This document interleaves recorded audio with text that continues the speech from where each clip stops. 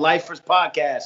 Get with it or get forgotten. I wouldn't even chalk it up to like all that extra stuff. Like he's been fighting the same way for a long time, and now he's starting to lose for fighting the same way. Like you got to change it up. But do you think he really fought like that against Gilbert? Because I didn't see that. And the same with Usman. I didn't see like a regular. No, like in the sense of like backing against the cage, trying to wait for like one shot. Yeah, trying to counter some of these shots. Yeah. And his knockout came from him throwing combos, him being the aggressor.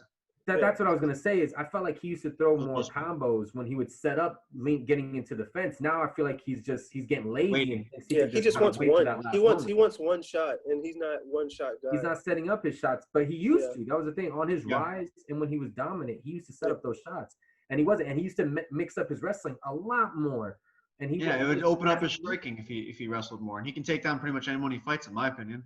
Now it's just a matter of like with somebody. Well, that's because they have to be worried about the power, though. Like once you got to worry about the power, then you can get the takedown.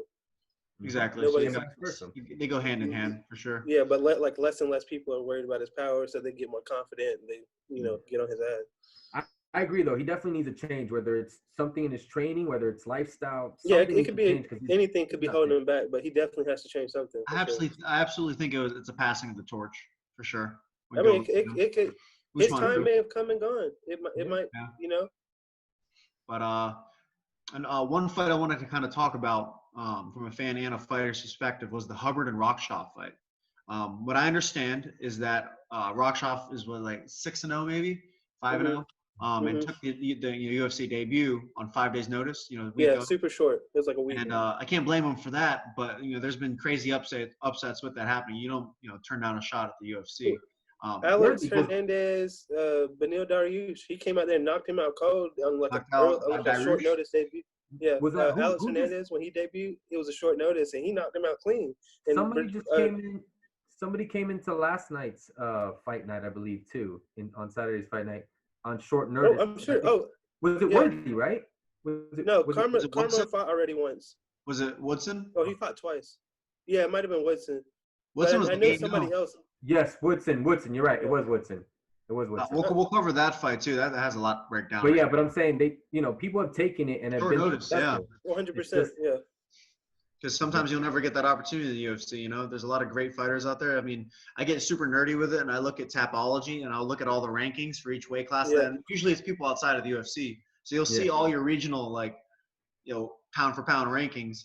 But you'll be like, dude, this guy's got like 40 wins. Why is he not in the UFC? Or this guy's like 15-2. Why is he not in the UFC? It's crazy. Mm-hmm. It's about marketability and your style, to be honest. If you're a wrestler and you're wrestling your way to, 15-2, it's just not going to happen, sadly. Yeah. How good you are. Yeah, it took forever for Ben. You have to be really, really dominant, I feel like. And if you're not smashing them, if you're not doing work on the ground, it's hard for people to kind of really watch that and appreciate it. Unless you're really a fight fan. The casual guy isn't going to want to watch that as much as like what we like, because when we start seeing these transitions, you start seeing two good grapplers, whether it's wrestling or jiu-jitsu, really go at it, and especially like you see somebody like Khabib, who people don't appreciate the fact that he just lays on people, bro. He lets them get up to get back down, so strategically he lets them tire themselves out while he kind of rests, so pepper him up. Like Conor, he didn't do shit to him in that first round. No, he wore him out like crazy. Make sure you know how to use your weight and make them carry your weight. That's what George used to do. He will wear you down. Yep. So it's you're right though. A lot of it is marketability. Going back to Jose Aldo, he's marketable. That's why all of Brazil. The 135 division needs some life because Henry Cejudo's gone. Who no one knows. Peter Yan or Peter Yan, whatever you want to say his name is. Piotr. Not too many people know obviously about him unless you're a fight fan. So they need some sort of name, I feel like, tied to him to sell that fight, to sell a championship fight. So Dominic Cruz said it best after he fought Cejudo. He had already said Aldo was going to fight next for the title, probably against Yan. And he said with him dropping down, he's probably the biggest name 35er now, like over everyone. Just probably the biggest too. Yeah. Big for 45. Might be. I mean, it's the Rohskopf. I didn't personally watch the fight, but I read into it, and it was 1-1 going into the third. So I don't know where his mentality was going to sit down, but I counted 9 times he said call it. And I'm not one for quitting, but there's a point where you just don't have to take unnecessary damage. You know, it's your debut. You're gonna get. You just signed a contract for more fights. You're in the UFC. You know, you've made it. Your mental health, your physical health. If you really feel like you're not gonna get the job done, then I guess I would merit that. I don't blame the coach for saying, you know, keep going. You got this, and that's your job. You're here to motivate your fighter. Right. Just he got so much backlash for that. So much so he deleted social media.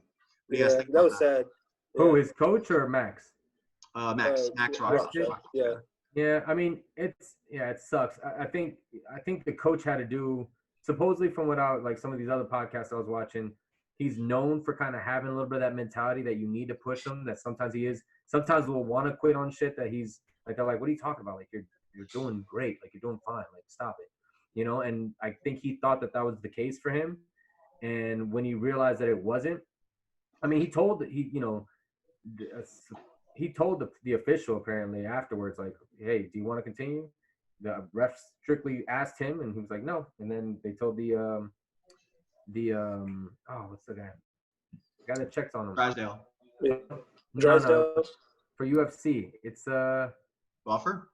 Or no, not the inspector. I don't know. There's a time doctor. The doctor, I guess, but they let someone know that, hey, it's a wrap, and so they called it.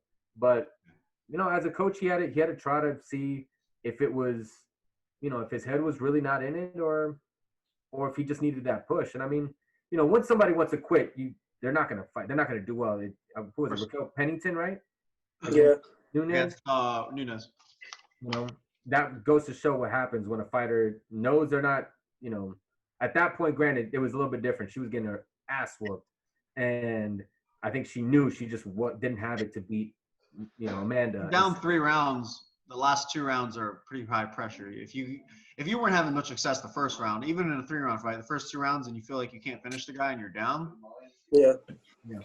I mean, there's that Hail Mary punch, but you can also open up so much by going for that. Yeah.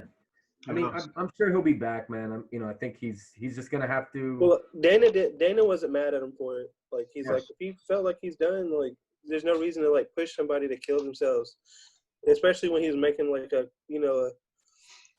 quick turnaround for them, of like an early, like, you know what I mean, short notice kind of help thing. Help him save that fight. Yeah. Yeah, I mean, he's already done them a favor by taking the fight. So. And not only that, think about his opponent. He would have been asked out of a check. He wouldn't have made any money. You don't fight, you don't money. So, you know. It's cool to look at a fight, you know, face to face, you know, 2 fighters. You guys are each other's business partners. So if someone doesn't fight, most likely someone doesn't get paid. Yeah. You need the person that's your dance partner, you know? So it's essentially doing business.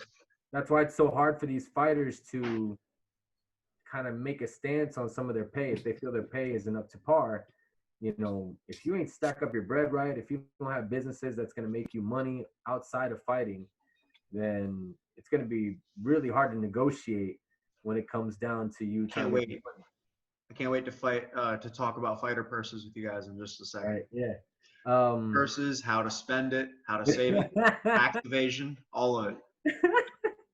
Let's start with Poirier Hooker. What do you think?